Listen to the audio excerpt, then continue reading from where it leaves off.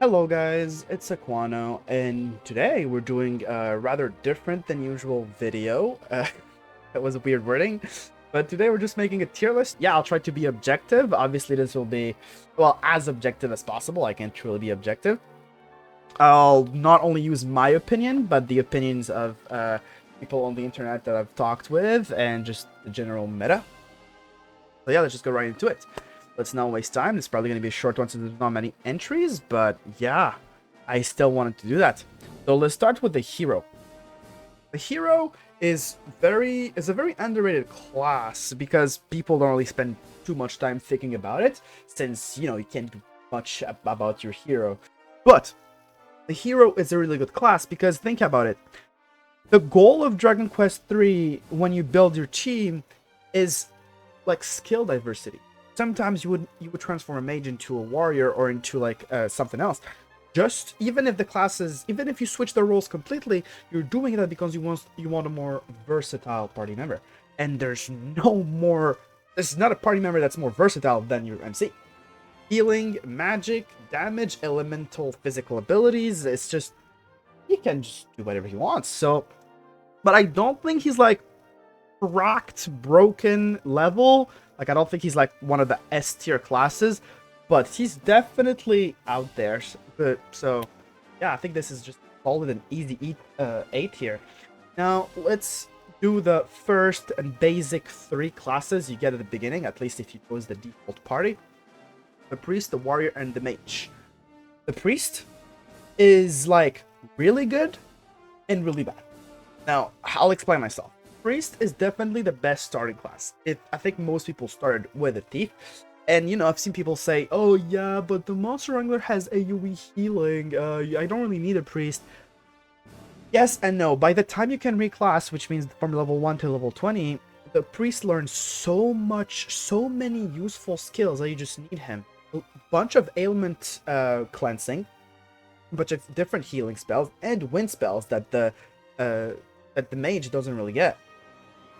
So, but the problem with the priest is that it doesn't really scale that hard.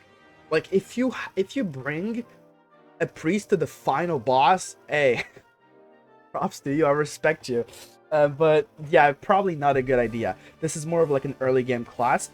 Now, being an early game class is not bad, but if you're not as good to the point where you can use it the entire game, then I don't think it deserves an S or an A tier. I'll just comfortably throw it in the B tier because it is the perfect middle class. Like, it's not broken good, but it's not bad at all. It's very good. Everyone wants it. Now the warrior is like one of those classes that I'm like, this is so strong, but when I compare it to other broken classes, it doesn't reach that mark for me. And I know there's a lot of warrior fans out there because it's one of the most iconic Dragon Quest III classes, but I will have to put it in the A tier. Now, I do have a warrior in my late game party, and I think the warrior is one of the three classes you want in the late game. Or one of the four. I think, yeah, there's four classes you definitely want in the late game, and you can choose between all of them. But the warrior learns Metal Liquor, which has a 100% chance to hit metal monsters, which is just such a good quality of life feature. Not feature, just skill add to your party, because farming these slime monsters, sometimes I'm like, wow, I found three like 5 metal slimes, and I'm like, well, now there's one left because they all fucking left after I missed all my attacks. It's kind of painful. But in terms of offense, the warrior is very good. In terms of defense, the warrior is very good. And yeah, I just think the warrior is one of the most solid. Like, it's one of the most like 9 out of 10 class game. You know what I mean? Now, the mage is a controversial one. In the previous versions, the mage was very good. And I feel like everyone knows that in this remake, they did a lot of changes to make him kinda... I used the word obsolete in my last video, and a couple people didn't like that. A lot of people agreed with me, but everything the mage provides, like AoE damage, elemental damage, like one of those infinities, and all of that or you now get with the new classes. You get AoE damage with the priest and the monster wrangler. You get elemental damage for even physical attackers now get a lot of elemental damage, which they didn't in previous versions. Like for example, the MC gets fire slash, the thief gets propeller blades, it's just so much stuff. Like he also gets lightning blade, the MC. Like realistically, the only thing you're missing in the early game, in the first 20 levels, if you don't start with a mage, is ice damage. You won't have ice damage, but like you don't really need ice damage, especially if you have all the other affinities. Yes, there's gonna be some monsters that they're only weak to ice. It's gonna be problematic, but I think I'm gonna throw the mage in C tier because I feel like because tier lists are all about comparisons, right? Like yes, if you like the mage, I totally think it's a viable class, and it's a good class. I played the mage, but we have to compare it to other classes. Like this is how it is. It's a competition out there. So yeah, C tier. Now Gadabout goes in G for Gadabout tier. Now the reason why I made a very specific tier for this class is because it is the worst class with the major asterisk. You know what I mean? I feel like everyone who knows what this class does knows what I'm talking about. It's like, yes, it's horrible, but it also gives you a broken secret class. But like that's why I made a special tier for it, because like I can't really rank it. Now it does get a lot of useful skills, so it's not a completely useless class. It doesn't only give you the sage, but most of those really good skills are learned very late, and you don't want to keep a Gadabout for much longer. So yeah, I'll leave it at that. Now the monster wrangler, the new class and our first S tier. I think I don't need to explain too much. The one who gives you the wild side ability. The monster wrangler learns so much stuff that's just useful. Not speaking about all the other stuff that he learns from collecting monsters, like Lashing of Love, which you get a 30, which means you don't only have to equip a whip, you just have a whip on command. He learns Ice Breath, Fire Breath, Boulder Toss. Boulder Toss hits every single enemy on the screen, so it doesn't matter if they're different species, you hit everyone on the screen. It's such a good AoE ability, and the Monster Wrangler is one of the best DPS for one reason, and it's the Monster Pile On ability.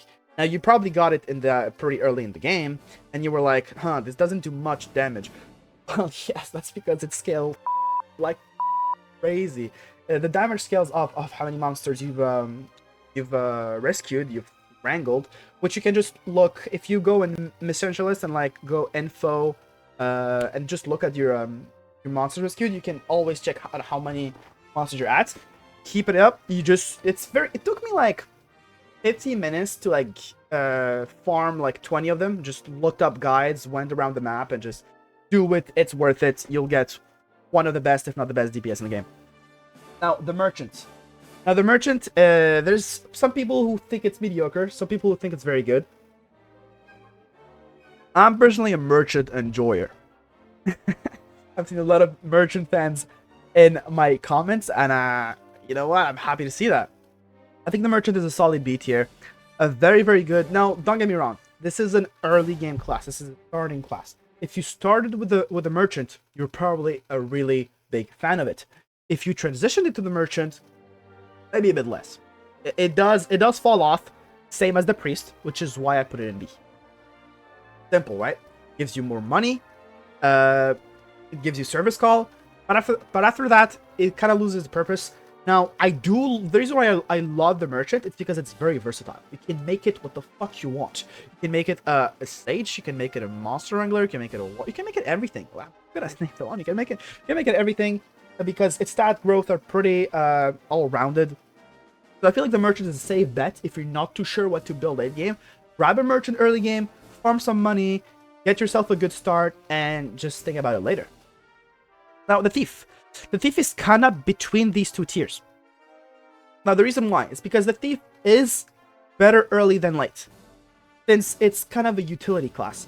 Now, the reason why I'm going to put it in A tier, it's because this class is fast as I think its speed growth is like double some of the other stats, some of the other classes. Which means that this class is not broken in itself, it's broken because of how the game works. Because you can transfer half of your stats at level 20. So every time you want to make a character way faster than it should be, you just transfer that character to Thief, and then go to your final class. This class is very, very good. Also gives you the best ability, the best utility abilities in the game, like Pat Foot, like the one that gives you all the items around you. It's just so good for you to just enjoy the game, you know? It's just quality of life features, quality of life skills, so I like it. Now we have our last two classes.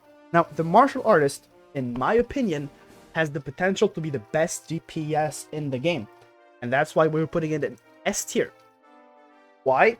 Because of its guaranteed crits. And even before the guaranteed crits, the martial artist is the only one who has a different critical rate from other characters. The martial artist is his level divided by 250 something. So that means that every time he levels up, his base crit rate is higher, which is the only class that has that. The other classes have a fixed crit rate, except if you equip weapons and shit.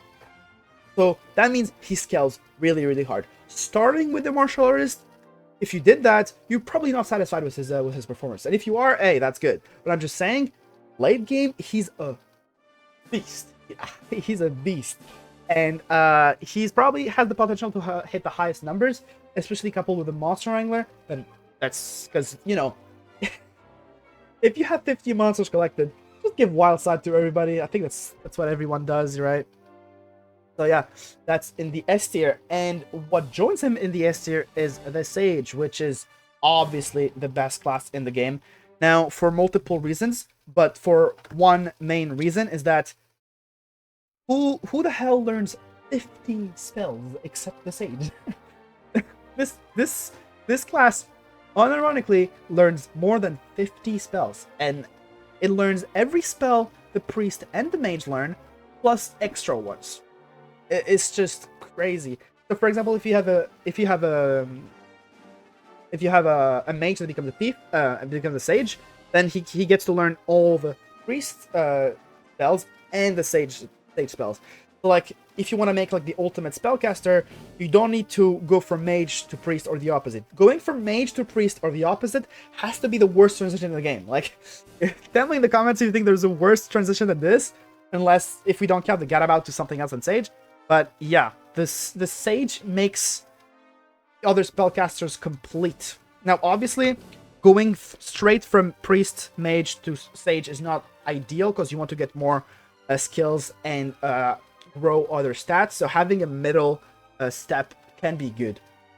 Now, learning 50 spells, having stat growth that is one of the best, if not the best in the game, makes it the best class in the game. Tell me what you think about this list in the comments.